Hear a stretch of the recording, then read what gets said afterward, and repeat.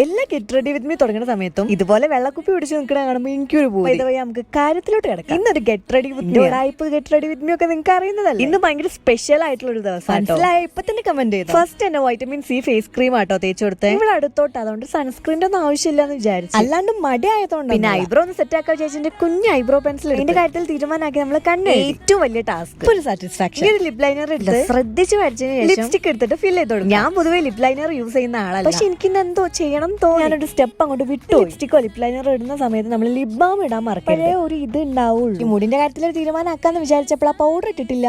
മുടി സെറ്റാക്കി powder blush ഇട്ടില്ല. ഞാൻ ചെയ്യുന്ന പോലെ ലിപ്സ്റ്റിക് വെച്ചിട്ട് ബ്ലഷ് ഇടുന്നത് ഭയങ്കര തെറ്റായ ഒരു കാര്യം. ഞാൻ ചെയ്തതെന്ന് വെച്ചാൽ എന്തോ അങ്ങനെ ചെയ്യാൻ തോന്നിയില്ല. ഞാൻ കഴിഞ്ഞിട്ടൊരു വീഡിയോ എടുക്കണം എന്ന് വിചാരിച്ചുള്ള സമയം കിട്ടില്ല. അപ്പോൾ നിങ്ങൾ ഓർഡർ ചെയ്തിട്ടുള്ള കേക്ക് ഒരു സെലിബ്രിറ്റിന്റെ 300K സെലിബ്രേഷൻ ആണ് ഇന്ന് നടക്കാൻ പോകുന്നത്. ഞാൻ പറഞ്ഞ എന്റെ മടി വീഡിയോ പോസ്റ്റ് ചെയ്യുമ്പോൾ 400K ആയി ഉണ്ടാവും.